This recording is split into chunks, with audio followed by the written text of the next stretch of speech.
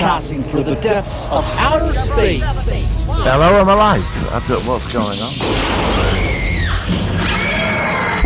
By your command. Fascinating. God damn you all to hell!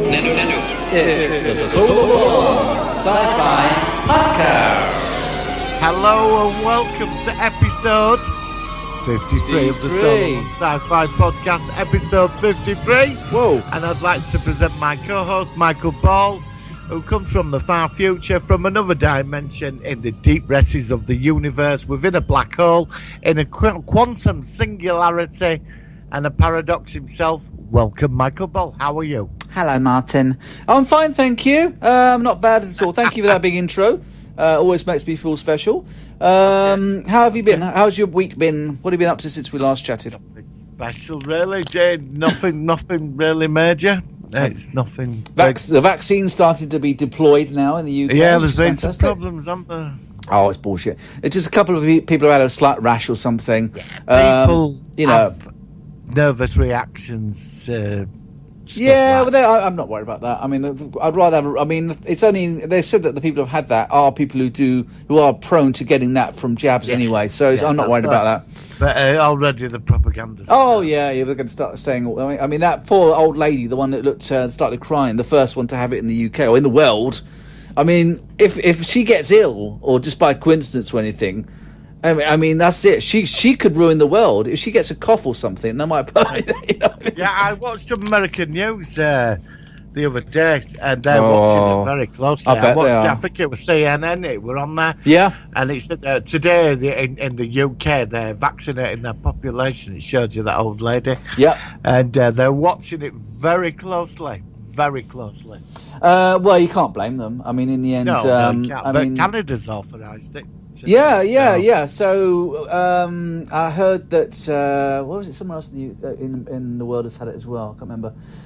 But I get this news thing every day. CNN's 5 Things. It's like an email I get about 11:15 every day, and it's it's not specifically just to America. Although it's America, it also talks about other things. But yeah, they're full of it this morning. They were full about the CNN's 5 Things, and of course they're saying that we've had our first jabs over here. And it's really looking quite bad in certain parts of the states, i.e. California, where they're going on to lockdown again. And it's all very, very. It's just so sad for them. We might be moving to tier 3 here. Yeah, I mean, I was checking in London. It's starting to get bad again, isn't it? Yeah, I think we're on 2 at the moment. So I know that you're on 2 at the moment. Yeah, it could be by Monday. It could be. Well, yeah.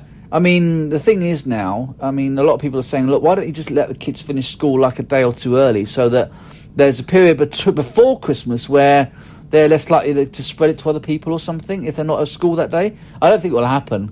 But, I mean, how do you foresee it over Christmas? Do you see it getting quite bad again? How will it affect you? For me, I don't know, because it changes day to day. Yeah. I mean, it just changes. I mean, half the time you don't know what's going on with politicians. They're all waffling shit all the time. Yeah, well, that's what politicians do, isn't it? I mean, that's part of the nature of what they do. I don't know. So, but I'm reading now that we could be going into tier 3, but we'll have to wait and see. It just, what can you do? Yeah, I know what you mean. I mean, you shut the door, put Netflix on, and sit there and wait till spring. What else are you meant to Well, we've got the Mandalorian and Star Trek Discovery to keep us going, plus a Doctor Who special, which is good. Fucking whoopee do. Well, yeah, but it's better. Yeah, but you have months with jack shit on. I mean, like I said, I mean, that's true. I personally, I mean, having Star Trek, Doctor Who, and Star Wars, all new stuff within the next few weeks. To me, it's a lot. Yeah. Mandalorian finishes next week. I know, and we're going to be. Oh my god. We're stuck with Discovery. Oh, yeah. I'm sorry, mate. I've not been impressed with that. I know. Well, let's. Shall we go into the news and then we'll talk about both those respective shows, because I really want to talk about your opinion about that.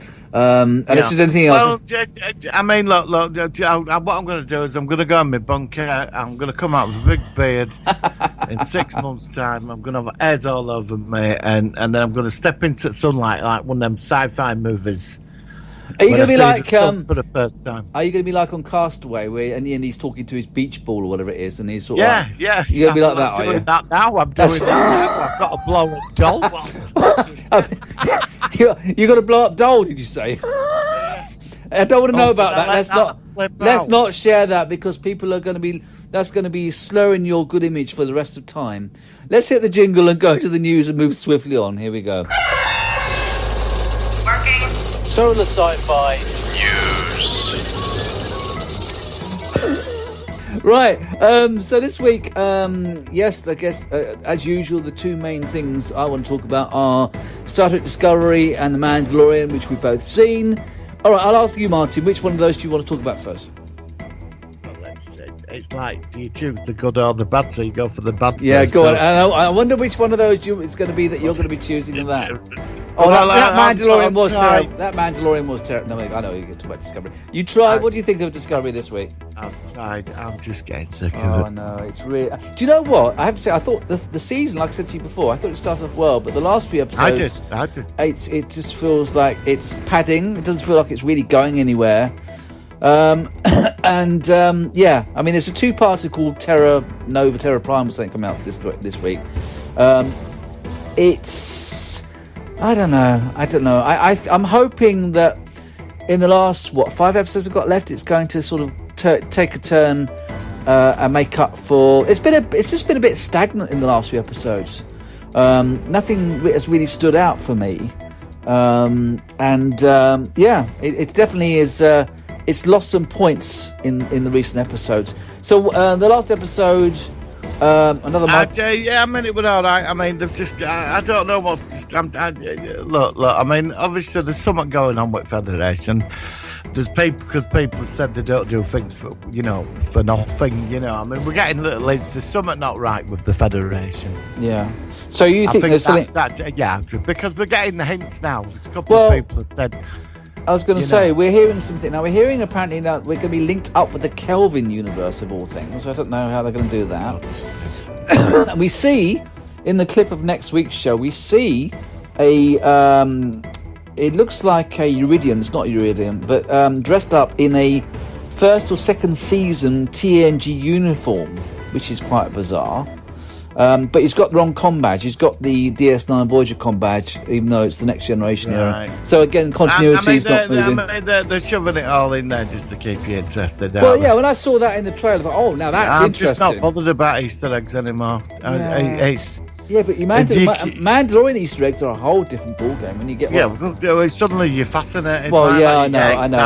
I mean, the thing is, you see, now it's strange this because I've always considered Star Trek probably my favourite ever series. Closely followed by Doctor Who and Stargate. Yeah. Star Wars I've always loved, but in the past, of course, for so many years, there was just those 3 films. Yes. And when you rate those 3 films against the almost 800 episodes and films all total together of the Star Trek franchise, then that's why Star Trek wins. Now, with Star Wars in recent years, with all this new stuff coming on, it's just blown, for me at least, everything out of the water. So, well, they've proven the fact that they can take the minor characters. God. I know. And take them out of the main supporting films and put them in their own TV series and look at what's going on. I mean, I read today that the guy, I can't remember his name's character, the guy in Rogue One who died at the end, the Mexican character. Yeah, he's getting a series. They've started filming in London. They're filming this prequel to Rogue One, which is so exciting. Obi-Wan started in Boston as well. Oh, this is fantastic. Star Wars is just, I can't sing its praises enough. But Discovery, I mean, old Mickey Burnham, I'm fed up of her and that boring relationship with him. Oh, Booker, whatever his name is. I mean, I thought he had some potential, but now I'm starting to think. Yeah. Well, look, there's no charisma in it. I think what we need to do is, I actually think that partly the problem is that our expectations are always being exceeded by The Mandalorian. And, it might be that if we'd have watched Discovery without Mandalorian. $8 an episode. I mean, you're expecting, you're paying for it as well. You're expecting quality. Yeah. How much is it per episode? I think it's $7 or $9 million an episode is Discovery. Well, how come they had the episode with the Vulcans and Romulans? They're just sitting on the ship with a couple of little sort of urn things. That's what they do. I wanted to go down to Vulcan. We never did it. Well, I know. I don't know. And then we got to meet the Orions and that big. I mean, that would. I just sat there and said, "Oh, we can't attack it," but you know. Oh, and he was sitting there. And also, don't you want to see what the new Discovery firepower would be like? Actually, have a space battle. He just sat there. But then suddenly, let's send the ensign out. But she went rogue, and then we'll tell her off. Do you remember the first time you saw the Defiant open up its phasers in the episode of The Search? I had jaw drops. I mean, it was like a machine gun in phasers. The firepower of that ship. I went, oh my. Me. I mean, it's like, you know, I mean, full phaser. Oh my god! Going off. I mean, how? I mean, that's just, the thing is, that was the beginning of the third. That was the third season of DS9. Yeah. Right. Well, this is the third season of Discovery, and it's not working. It's not working. It's not doing it. I stick to the. I always stick to the third season line. Yeah, well, that's what I was thinking. But, so far, unless it could turn round. It could turn round for the last 5. It could do. There's 2 parts coming up. I'm sat on the fence still. So at the moment we're a bit sort of like okay, but let's just see, and then we'll make a proper full rundown of the whole season. I think we should dedicate a full show to it. Yeah, I could do a special one. We could do a season 3 review. I mean, I know we've done the show before, but I don't mind recovering the show, doing a different graphic. I'd like to recover it. And then I think that, and obviously the Mandalorian. So go on. I have some news about the burn. I think I know what it is as well, but you say what you think. Oh, gang. Well, no, of course not. No, because people are thinking it's that episode, that Trek short Calypso, the alternate, and it's actually from, maybe you've heard it from different things, but there's the short with Calypso, which was Discovery in the future, and it was before the refits, and they think it's because of that. Something to do with the Discovery is the thing that causes the burn in an alternate timeline. No, yeah, I thought you might have seen this. I thought you might have. Oh, maybe something else you've heard. I've got another one. I have another theory here. Oh, okay, go on. From Screen Rant, Star Trek Theory Discovery original villain caused the burn. Lorca. Yeah, I saw that as well. Yeah. Oh, you've seen it? Yeah. Well, the thing is, though, I mean, is it the mirrored Lorca or is it our Lorca? You know, because of course. I think it's a bit mirror Lorca, won't I? I mean, because don't forget he fell into my Mycelial network. Yeah. So he could. It seems a bit of a stretch, though. If he also ended up 1,000 years in the future, independently of Discovery.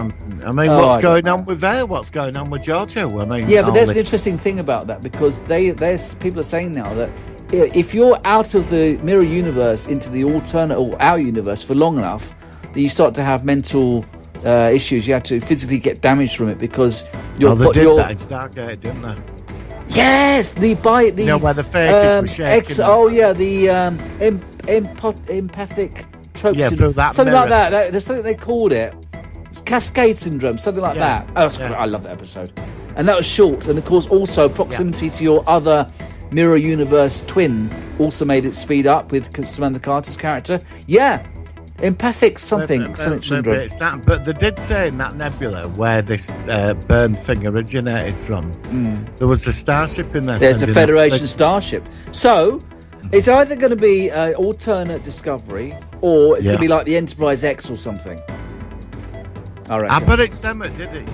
I bet it, I think it's got something to do. You know, when she fired that time soap back into Vortex. Yeah. I bet it's something to do with I'll tell you what I'd like. They've also mentioned the ship, and it's also appeared technically in 2 other Star Trek series. What about the Defiant? The NCC one, the 1071, the Constitution Defiant, which ended up in the Tholian web. It went back in time to, and then that ended up in the mirror universe. Oh, I don't know. We're just talking with this. I'd like. I mean, if this thing gets any worse, I want Q to turn up and judge humanity. Oh, I know. But it turns up on Bridget Discovery. Looks. I want to like. It's over. I want to like this series more. I really do because I'm a huge. It's just. I don't know. I just recently. Well, there is. I mean, as much as like you and I are in and out with it, there is an audience for it. Well, I'm glad. I mean, we might not agree with what's going on. I mean, I've spoken to a few people this week, and they can't stand the program. But I've said to them, I said, we might not like it, but there seems to be an audience. I want to try and be fair-minded. And they're paying for it as well. Yeah, so. I mean, I want to be balanced. I'm not a person who's going to be slagging off, but I'm also not going to be. No, I'm not. You know, I'm open. I'm open to each episode, and most episodes I think, oh, okay, that was all right. You know, or it's all meh sort of episodes. It's all kind of there's no like. I mean, every episode of The Mandalorian has just practically just blown me away. I literally. Oh, well, we are going to go to The Mandalorian in a second, but let's finish off Discovery. But it's just, for me, it's just not... It's got to just trying to get going. It's like, like on those war films where, like, the plane's crashing and they're trying to get the engine spinning around to get it going. And so and sort of and then it's sort of gliding down. And you just want the engine to get going, and then it flies upwards. And at the moment, it feels like engine's not quite ticking to get it going. That's how I think of Discovery Season 3 at the moment. Yeah. You know what I mean? It's like it's stalling. I think there is potential with it. I'm not saying there ain't. No, I know. I'm a big fan of Saru. I like Saru. Yeah, I like Saru as well. I think people have complained about certain parts of it this week, but I didn't bat an eye to it. And, saying it were all a bit... What is it, PC and that? But I don't look at it that way. To me, well, Star Trek has already been very PC for things like. It's 1,200 years in future. People have moved on beyond stereotyping, and that's the way of the world. And I didn't bat an eyelid to it. I just watched it. I'm more interested in the background story of what's going on. I'm not interested in what they're putting there to be patronising. I don't care. I want a decent story. And I want to be excited for it next week, and it's not happening. Not yet, no. And I'm paying for it as well, So. Yeah, sure, yeah. Well, let's just see what happens. Like I said, it's still. I'm gonna get it a day later as well, which is bloody enough. Yeah, I know. Get it a day later. They all got it in America before us. It's bloody annoying. I know. Well, let's just see. I mean. Like I said, next week's. Have you seen the trailer for next week's? Do you know anything about it? No. What is the trailer for next week's? Well, the only thing I know is that we do see what a character looks like a Uridian. It's not Uridian. We've seen this race away. In the yellow Star Trek. In the yellow TNG Season 1 uniform, but they've got the wrong combat. Another Easter egg to milk it again. I mean, for God's sake, how many Easter eggs are we keep shoving in there?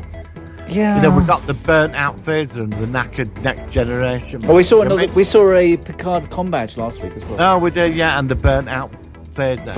The TNG phaser as well. Yeah, I'm just fed up of it. We've had all that in first season. Let's move. I've even forgiven for Klingons. Well, they're not mentioning it. I mean, we don't know what's going on with them. I mean, the Romulans. They've got the Romulans good. I thought the Romulans looked good this the other week. They look good. I like the Romulans, but. Well, look, let's just see. So, out of 10, what would you give the last episode of the... 6. I'll give it a 6, and that's being generous. Yeah. Hopefully this week I could get it up to a 7 or an 8. I'd be happy if I'll give it a 6, 6.5, maybe at the most. Similar to you. Yeah, it's fine. Right. At this point, we have to turn to a different series that we're also following. The episode called The Tragedy by The Mandalorian. What did you think of it? My God, it just keeps getting better, doesn't it? Oh my God! I can't believe what I was seeing. I know, absolutely. I can't believe what I was seeing. Fat Boba Fett, No, do you know what? I heard Everybody that. said he's put wet. I didn't notice it. I didn't notice it that much, but I'm not that bothered. I didn't until I started reading it. I'm not that bothered. I never noticed it. But then the fact is, he's older. He might have gained weight for whatever reason. Well, he's been stuck in a salad. Yeah, well, we don't know. I mean, and so I'm not bothered about it. And the fact of the matter is that he's still had plenty of good moves. They're always going to find something to have a go at everything about. So if he's a bit larger, well, so what? I couldn't give a toss. I mean, his character was great. He's elder man. He'd be in his 60s now. Good luck to him. I kicked ass on that film. Oh well, yeah. I mean, the thing is, again, it's like a film rather than a TV show. Of course, we saw the Slave One flying. My jaw dropped when I saw the Slave One in the distance. That wonderful sound it makes when it flies. And then we had the character from the first season. I can't remember her name, but she was the actress who also appeared in Stargate Universe. She was back. Yeah, that's it. Yeah. She's lovely. She was good. She's in Agents of Shield. Oh, okay, I've not seen that. So she was great. So what did you think about them teaming together? Moff Gideon again capturing Baby Yoda, the Dark Troopers. I mean, it couldn't have been any better, really, could it? I mean, this is just crazy. It's just crazy good. Do you know the bit that blew me away when his ship got vaporized? I could not believe it. I'm a ship guy, as you know, and I even 3D printed a Slave One afterwards because I've already got the Razor Quest on top of my speaker. I was gutted about. I couldn't believe it. I sat there, thought, my God, they've just vaporised. I mean, this it's shit. like the Millennium Falcon being destroyed or something. And some people saying, it's some an people old saying, 70s thing. and then again the negativity. Some people say, "Oh, Boba Fett," and they say, "Oh, we hate the Slave One, not the Slave One, the Razor Crest because it looked it looked like a camper van." I was like, "That's sod of." It was a bloody good. It was a great design. It was really it's one distinctive. of them spaceship that's a piece of junk, but it stood out. It reminds me of like the Liberator from Blake 7, or it stood out in its own right. And the thing is, a ship is always. Now, I was thinking about this, right? Any other Star Trek series or any other major series, they do not blow up the signature ship. This is a first. They've never done that before. I've never remembered it. Obviously, in films, it's different. But this is a continuing story. They blew up his ship. I know. Dad was sat there having a cup of tea, watching it. And I couldn't believe it. I couldn't believe it. There were a big punch up, with Stormtroopers and all that. They just got massacred. That's the deal. And then ship just got blown to bits. And I was sat there. All I saw was smoke and bits of metal flying. Yeah, it was completely gone, and it was completely destroyed, apart from the Beskar saber. Oh, the spear, yeah. Spear and the little ball bearing thing that goes on the handle. I just couldn't believe it. I love that ship because it's got a toilet on board. They always shut. I was thinking about you when I saw that. I thought of you thinking about the toilet, and it's the only ever Star Wars toilet's got destroyed. Sense, but it's gone now. Before they blew up the toilet. No, it was a really. I mean, and what about little baby? I know everyone keep calling him baby. Grogu, whatever, both. Oh, little Grogu trapped in that room, and them awful fucking stormtroopers trying to get him. Yeah, but he defended himself. He just put him in shackles. His tiny baby shackles. So cute. Yeah, but it was. I like the nice reuse of the stun on the gun, which was exactly the same sort of like circular from Princess Leia. Yeah, I loved it. Again, continuity, 100%. You know, this is where I think actually this is the whole problem with Discovery. It's just not sticking with canon. You know, it's got its own vibe, and all right, I know they're in the future, but there's just something not quite right with it.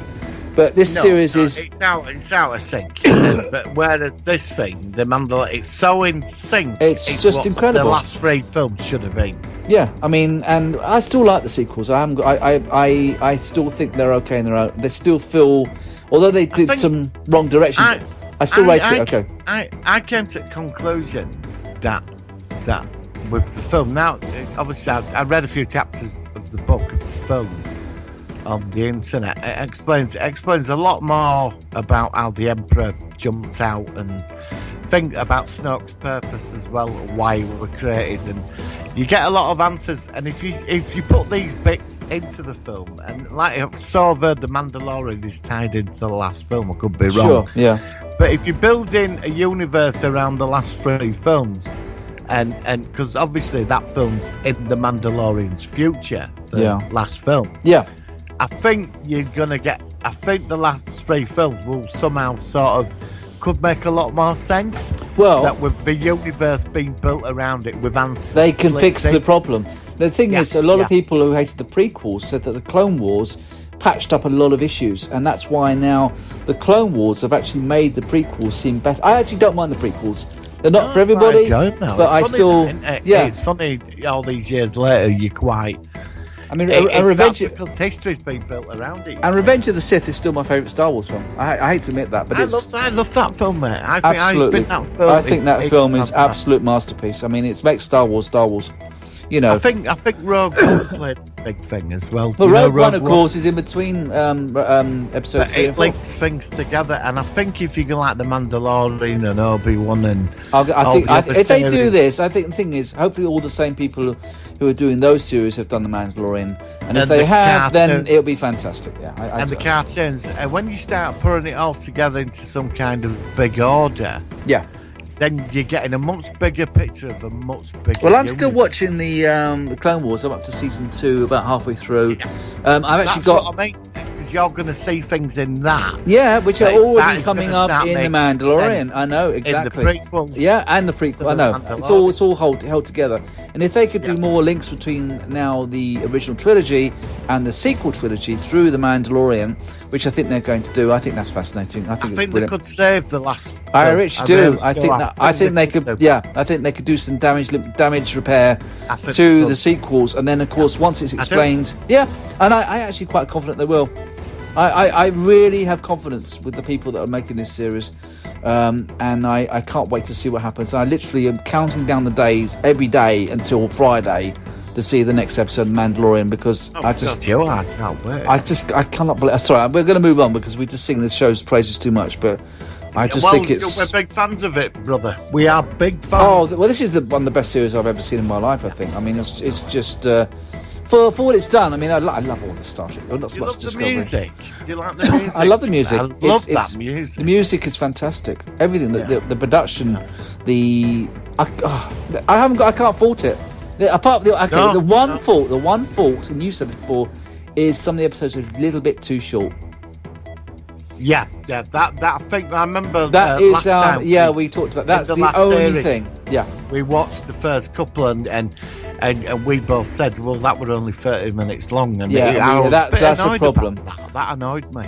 But if you watch it all in one go, it's basically it's a whole season. It's like an extra long Star Wars film. Yeah. You know, I mean, I've not watched it yet in one go. I'm going to do that. I want to get to end of season 2. My son and I, we're going to have a Mandalorian Sunday where we're going to sit there all day. Like, he loves it. He's absolutely bonkers on it. Fantastic. So I'd suggest you do the same. I mean, that's what I'm going to do. Go for it. If you get some mates around or something, get a few beers and just have a Mandalorian day. I think that'd be cool. Might not be doing that because it could be in tier 3 by then. Oh, well, next year then, at some point in the future. I will. I've got Doris. Doris, okay. Doris. Well, okay, but that'll keep you going.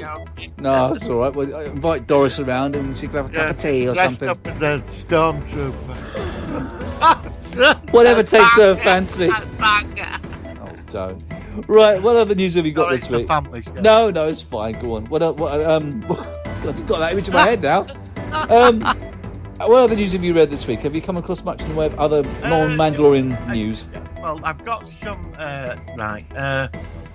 There's Spider-Man 3 Daredevil star Charlie Cox reportedly joins cast. Also, the first 2 Spider-Men. Who was it? Tobey Maguire and Stephen Garfield, who did the last 2. Apparently, they're going to be in the next Spider-Man film.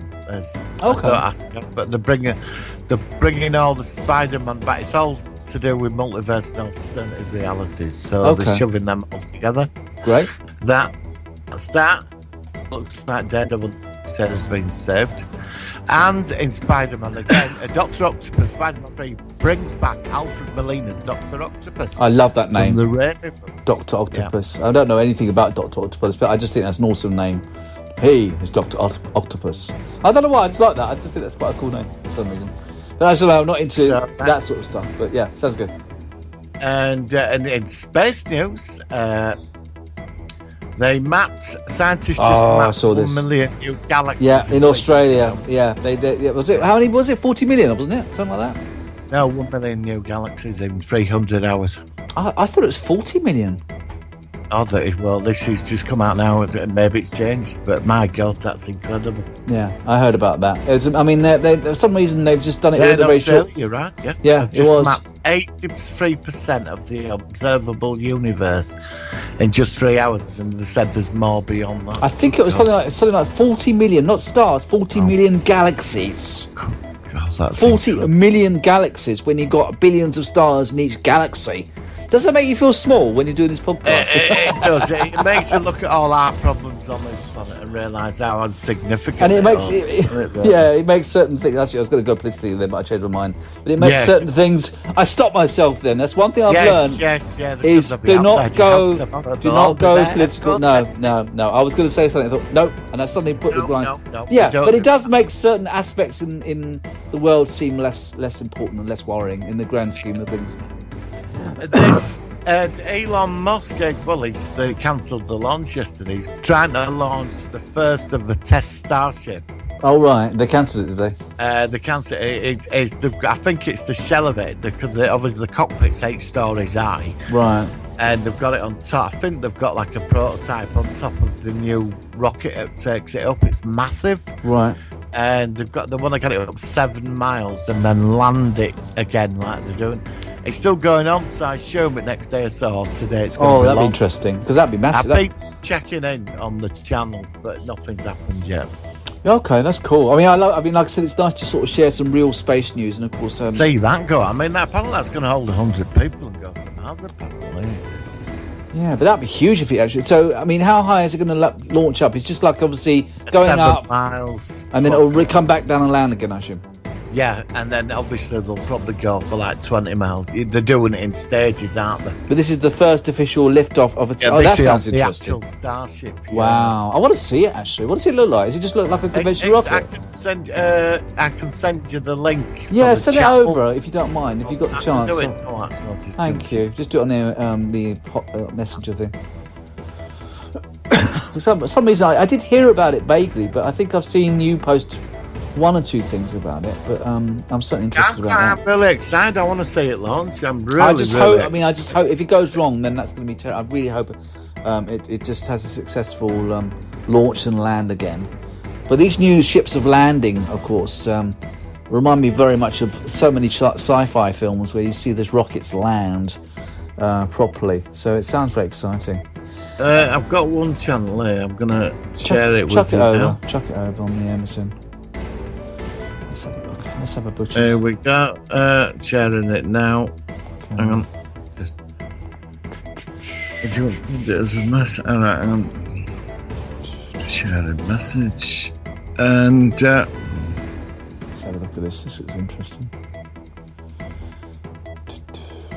They must have an official YouTube channel. I have to subscribe to it. I think this is what I'm going to send to you now. Okay, cool. Here we go. Right, I'm just sending it. The message should have it.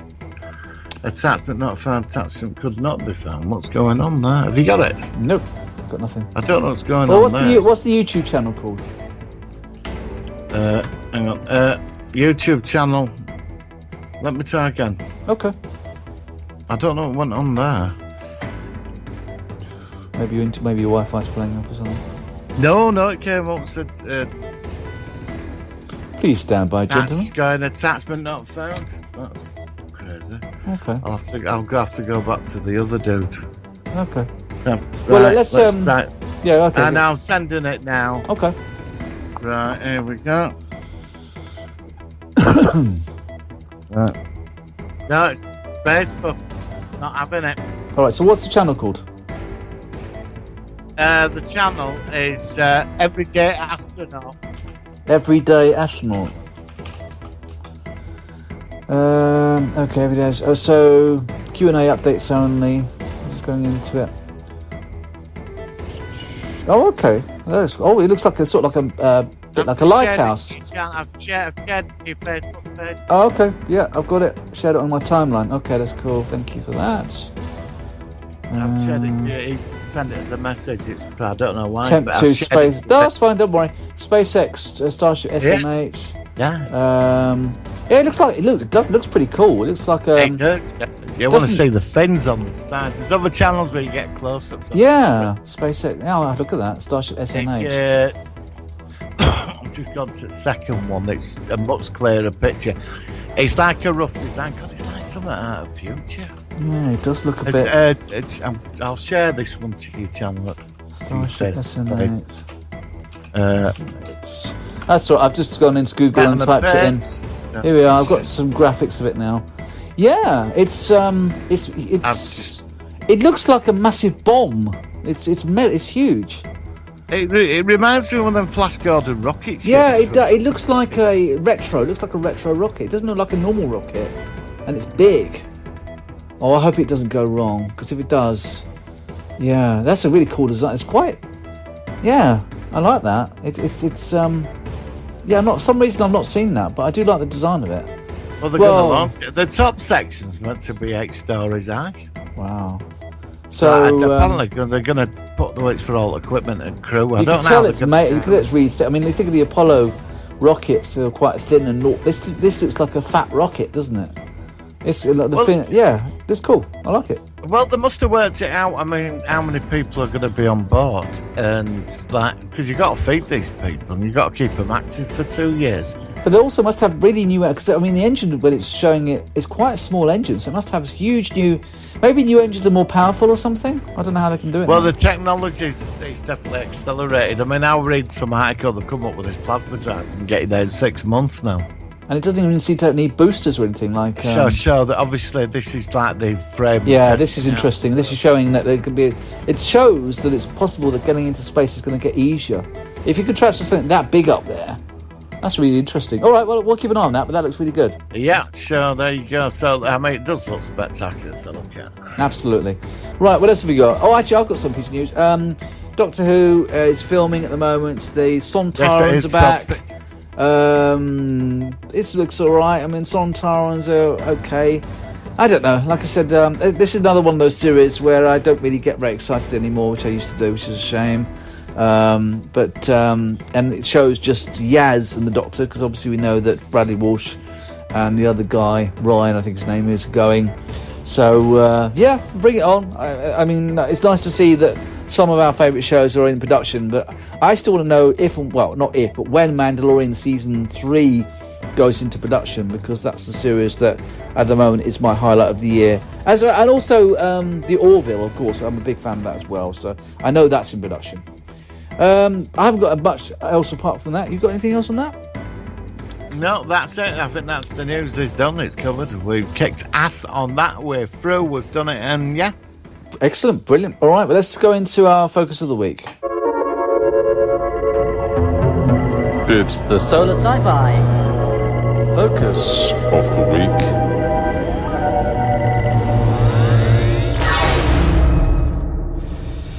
Right, this is a film which I think we chose this one because of an aspect of this film which has been cropping up all over the place in recent months.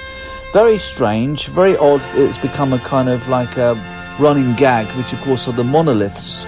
And of course we're talking about 2001 A Space Odyssey. So as I often do, let me ask you, Martin, how did you find this film? I saw my dad. I went there because my parents were separate. I actually got my dad's for weekends, and he took me Friday night. He'd never said he wasn't really into science fiction like my real dad, and we went to. He took me to go see it. And I think he was. You're not going to believe this. I think he was expecting it was 2000 AD comic. Oh, you're joking! Oh yeah. no, he didn't. No, my stepdad, he was right into science. He used to read. Yeah, 2000 AD.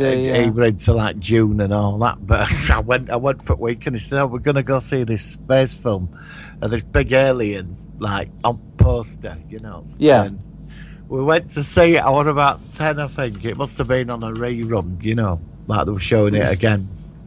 It's probably not the best went age to ABC and we sat in there, and I was sat there. For me, it was the first intelligent science fiction film I'd seen. I was 10. Did you appreciate it at that age though? Because I was just sat there gobsmacked by the whole thing. The music is beautiful, but when we left the cinema, I said to him, he said to me, he said, "My God, what the fuck?" That's what he said to me. I was like 10, and we're going like, "Don't ask me." Yeah, it does. I mean, you do need to watch it you actually do need to watch it when you're a bit older as well, because it does have a lot of questions about it. I actually think this is another film where the sequel actually made the original even better. I was a big fan of 2010. I think the 2010 answered so many questions that. But at that time, just watching 2001, you do watch the end of it, and you think, what was that all about? And you do. Not so much now, because you can understand more about what it's about, and it's all about... Well, physics has caught up with it as well, hasn't it? Like, science is actually explaining it now, because what that craziness of that film were about is now coming out with some kind of theory now, isn't it? Yes. So, I mean, it's such a sort of cult film. And it's a good sci-fi film is a film when you kind of have to sort of think it through, and people write books to give explanation and give more insights as to what's going on.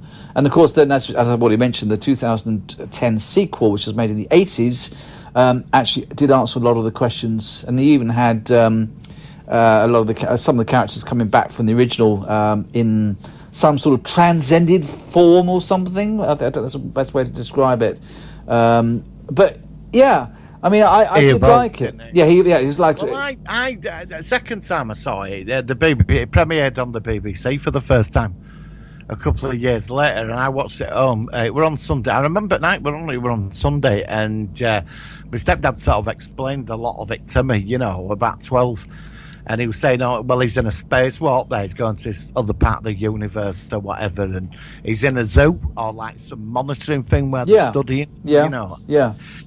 He quite simplified it. But in the film, you're dealing with the aliens that are at the next level. Because I've read all 4 books now. Yes, which I've not done. So you're ahead of me with this one. Yeah. Sure. But the film, I mean, it's one. I've got to say, it's one of the best science fiction films ever made. Well, it's very epic. I mean, like I said, before Star Wars, this is one of the first... I mean, technically, and people say this, and it's actually interesting, that Star Wars is more science fantasy than science fiction, as we all know. But it felt epic when you see the Discovery and the music and the space stations and everything like that. There weren't many films at that point which just had this feel... And this is made in the 60s. This is made about 10 years before Star Wars Episode 4. And it was just so much. I mean, the monolith and the way that the monolith started to evolve, apes becoming more than just apes into the next phase of evolution, i.e. humanity. Because I love that influence of the monolith. This alien entity influenced our own lives and our own history to a degree back in the day. You know, there's lots of very, very clever connections with... It's like, back then, I think, like, with science fiction, a lot of it were cheap, and, you know, you got some quality, but there were 3 films that were gold standard to me for science fiction.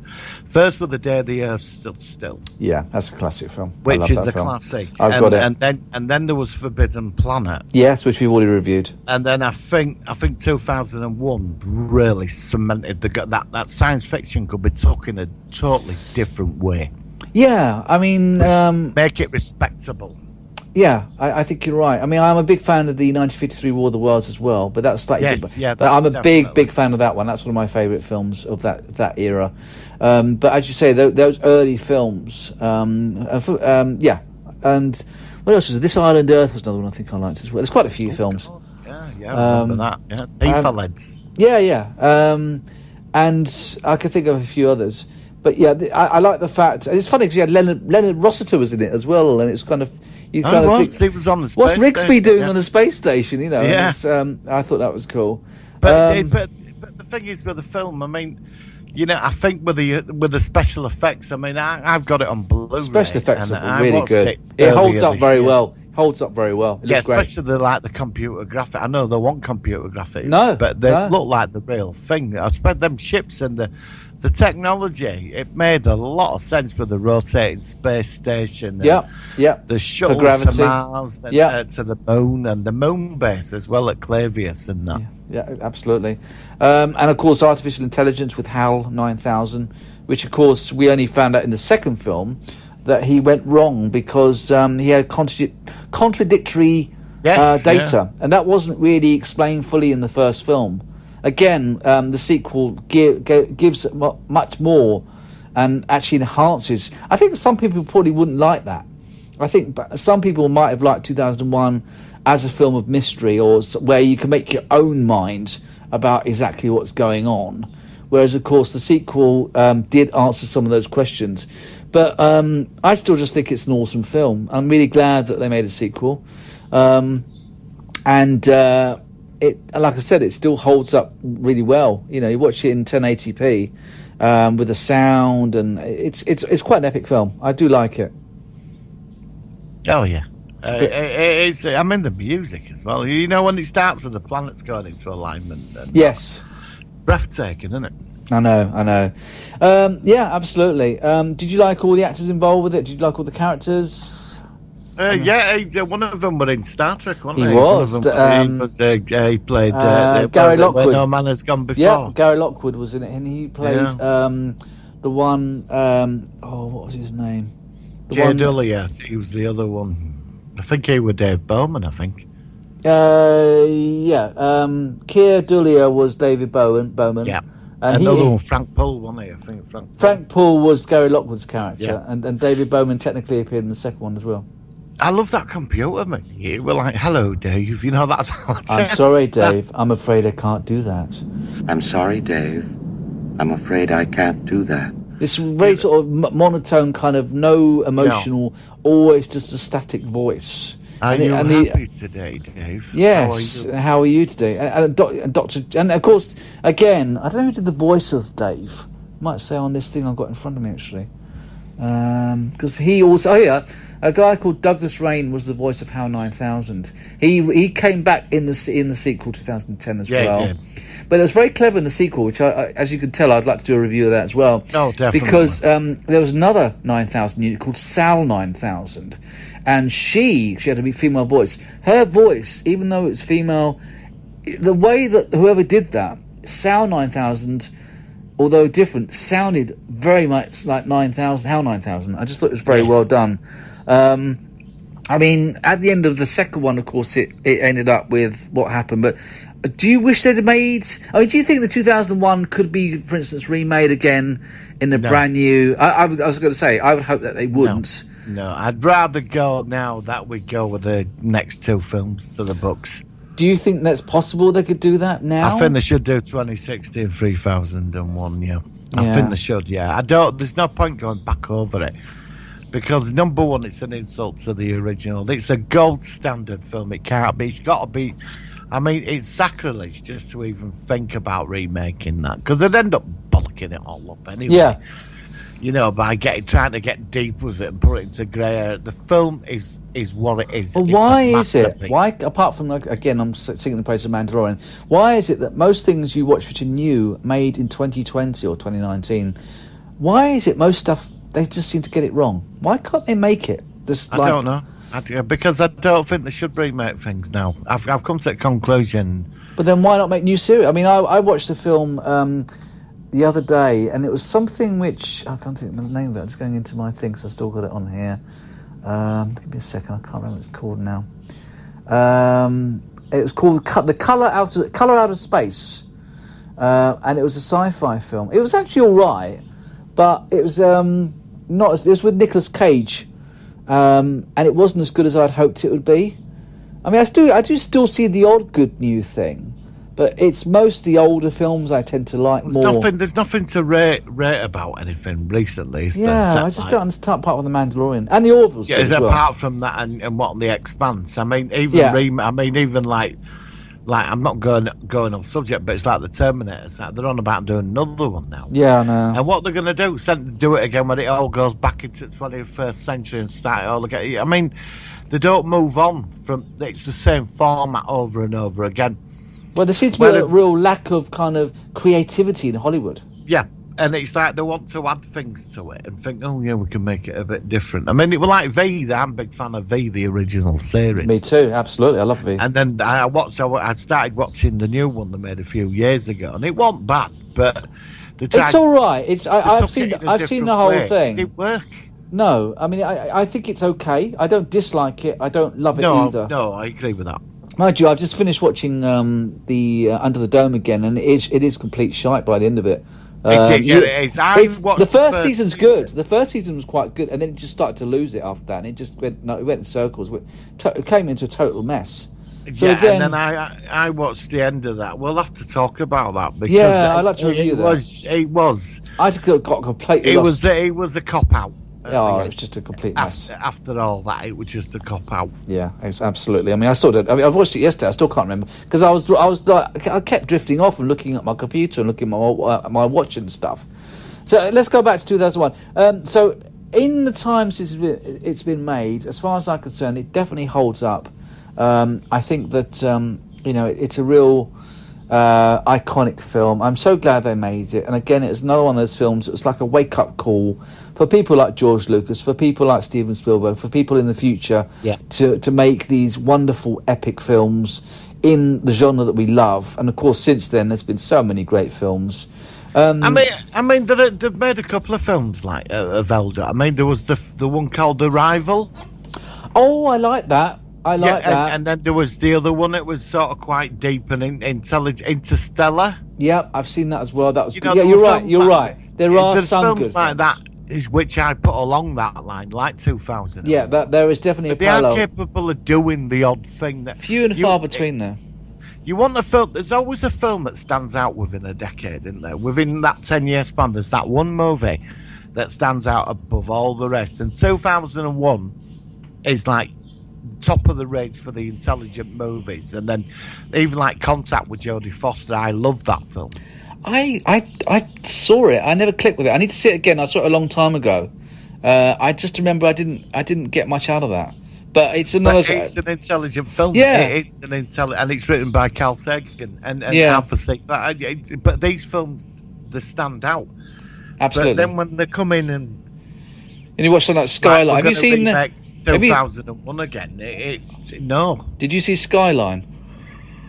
I saw the first one. What did you think of that? What a bit.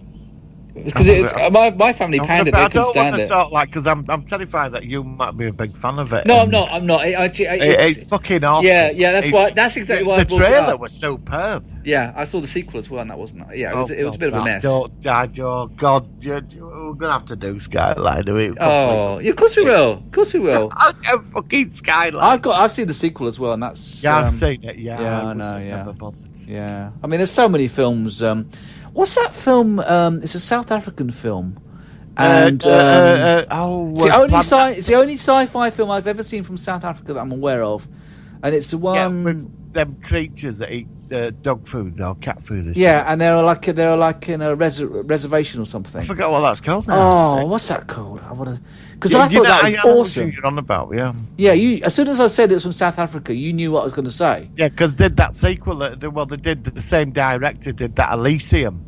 Oh, did he? I quite liked Yeah, Elysium. same director Elysium with Matt Damon. Oh, yeah, I didn't know he's he the same did sequels director. there. Oh, I didn't know it was the same guy did that. Yeah, because that film, Summit Oh. 9, District 9. District 9, that's it. Yeah, Is yeah, that got it. District Yeah, 9? District 9. Well, that's classed as a highly intelligent film. I It's liked about it. It racism. was I know it was racism, but Very clever. but then of course that was like Alien Nation was a perfect example of racism used in yeah. Alien Nation and District 9 have got some parallels. Sorry, we're going off topic you might again. have thought of that, yeah. We honestly, us two talk about sci-fi. I mean, we must be amazing how we can just go into Alien Nation with James Alien Caan Nation. and, Oh, that's another review. a Alien Nation is fantastic great. film. I like that. And And of the course TV the series. series. Yeah, was yeah, not bad. yeah. I mean, we should do one for the film and one for the TV Yeah. series or something. Yeah. But that's in the Have that future. for the- Sorry, we're going into all these other films. 2001.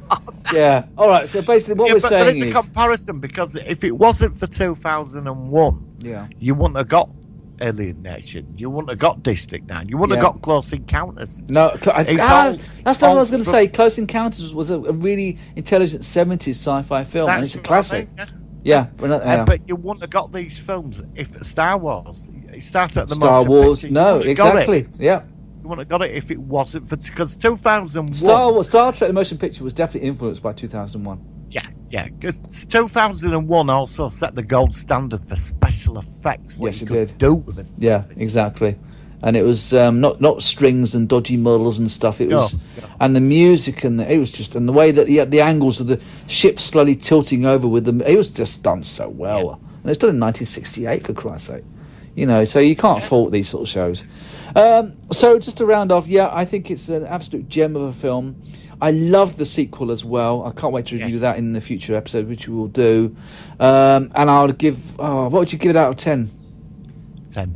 Yeah, I'll give it. Well, yeah, I'll probably give it a 10. Yeah, for what it is. I mean, I've got. For what it is, yeah. Yeah, for what it is and the time it was made. Yeah, I think it was a 10. Absolutely, probably one of the best sci-fi films from the 1960s.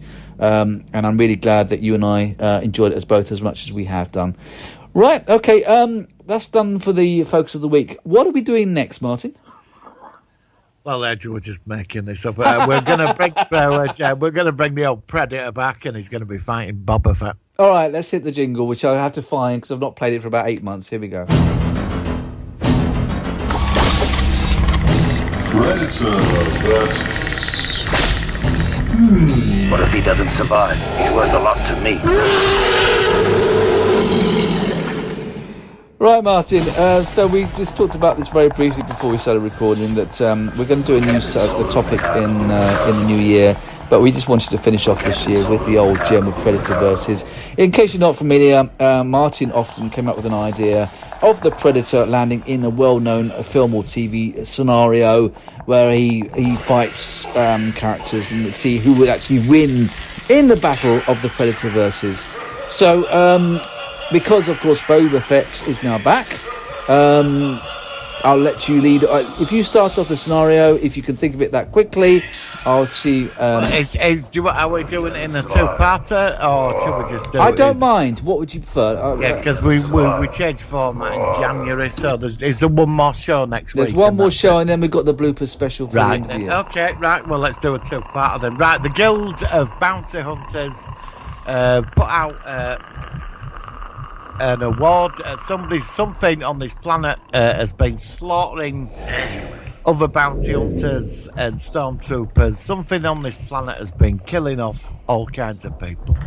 Okay. And aliens, and they don't know what it is. And so it goes out. The Empire actually says, look, this officer from Empire turns up and says, look, there's something going on. It wiped out a detachment of stormtroopers. They miss all the time anyway, so they're... And all this has happened, and what we're going to do is we want to send in a team of bounty hunters to hunt this creature down, and there's a big reward on it then. Right. And meanwhile, the Predator was in its spaceship, went through a black hole, ended up in the Star Wars universe, crashed on this sort of desert jungle planet. Right. And he's just been slaughtering. He's loving it. Stormtroopers, all Jedi Knights, all of it. He's just taking them out. He's on holiday. So Boba Fett's called in, clean house. Him and an assassination droid, and this other bounty hunter. They get paid a shitload of money if they bring its head. The proof. Because there's something on this planet, everybody's after it, but the Predator seems to be just stopping everybody. The Predator doesn't have a clue what's there, this treasure or whatever. Yeah. So Boba Fett flies off into deep space to go to this planet.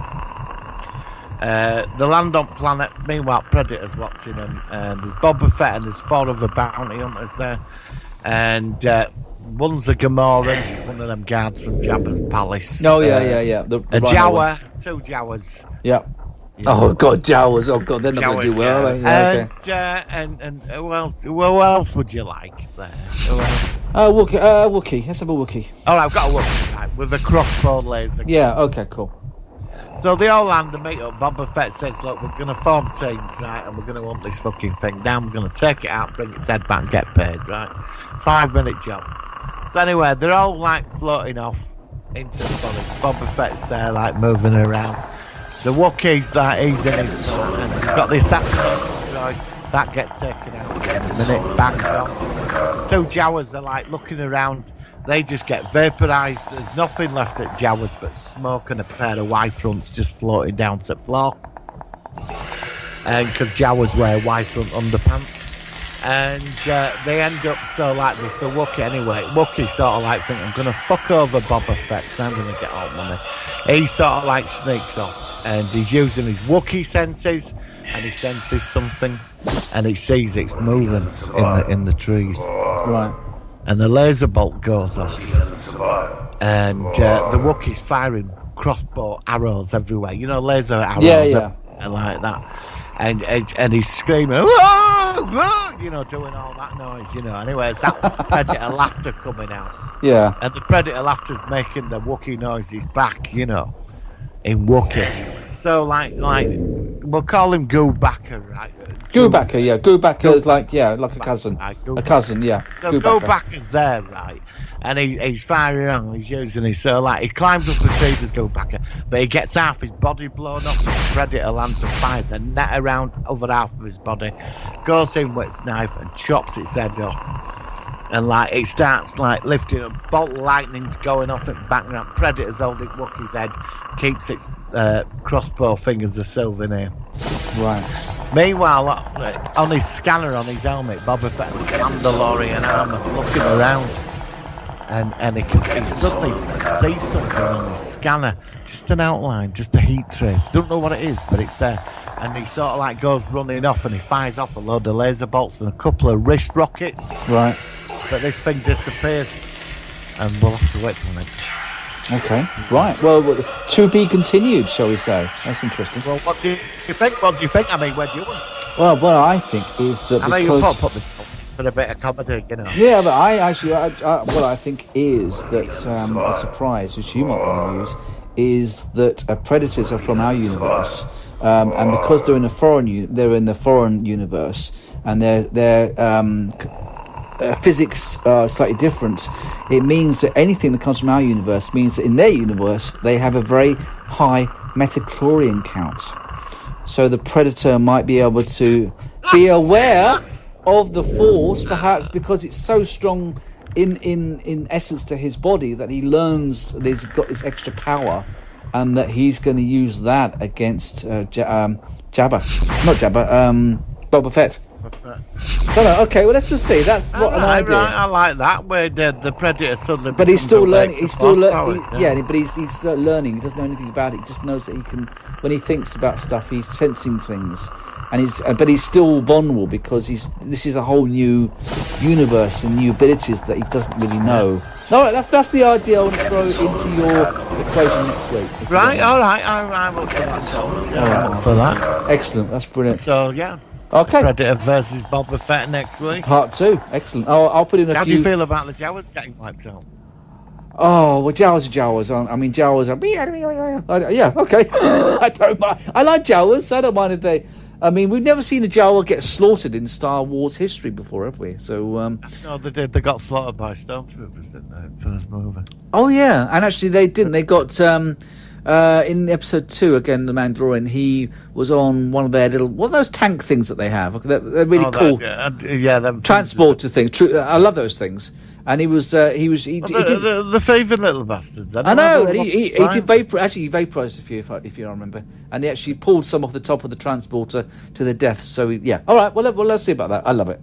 Right, I am so sorry that I've been praising Mandalorian so much this week. I sound like a scratch record, and I apologise. But yeah, I can't wait for Friday, and that'll be after this is released. So we'll be. Yes. And I'm really, really careful not to send you any, because I see an episode and I think to myself, oh God, Martin, what is it? Did he like it? I thought no, he might not have seen it yet. And I thought to myself, I could do a screen grab of the Razor Quest exploding. I thought, no, I'm not going to do that. He'll kill me. So I try to be as quiet as I can. But yeah, I'm like a big kid when it comes to this series. Yes. Right. We're going to finish off with an optional thing here. I was looking for a song for 2001: A Space Odyssey, and I came across on YouTube a guy by the name of Corey Henriksen uploaded a band by the name of Circle of Heat, doing a live version of a 2001: A Space Odyssey theme song. So what I've done is I've contacted them and asked their permission to use this on today's show. What I'm going to do is I'm going to edit this now. So if they don't contact me, then what I'm going to do is I'm going to go for my fallback, which is one we might have played ages ago. It's the Patrick Stewart Drunk at a event singing I Can See Your Belly to James Corden. Yeah, before we go, just like to ask someone connected to 2001. What since these monoliths popping up all over the world? There's one in Isle of Man now. It's a weird, Isle of Wight just down the road from me. I think it's quite fun. I mean, I think the first one was really bizarre, but it was supposed to be some form of art form, and I think now people are just sort of copying the idea. What do you think then? Do you think it's something more? I had one appeared in my back garden today. Did it? Oh dear! Did you get a picture of it? Did you get a picture of it? My God, it's starting to go bright. I don't know what's going on. I can hear noises. It's calling me over. It's calling me over. So this might be your last ever show. It could be, yes. Okay, well, it's been nice to be continued. To be continued, but it's 2020, so nothing goes straightforward in 2020. Right, well, we're leaving you with either one of those choices. I'm obviously not sure which one's playing right now, but obviously you'll know that as you hear it. So next week we are going to be focusing, because we're near Christmas, what we're going to do is we're looking for sci-fi films which have a Christmassy theme. I came up with Gremlins, which I think was quite a good one. And so we'll do that next week, and then the last one will be our Christmas / end of year bloopers compilation. Very, very funny stuff that we've done over the last year, and I think it should give people a good laugh. So we'll catch you next week on the Solar One Sci-Fi Podcast. Live long and prosper.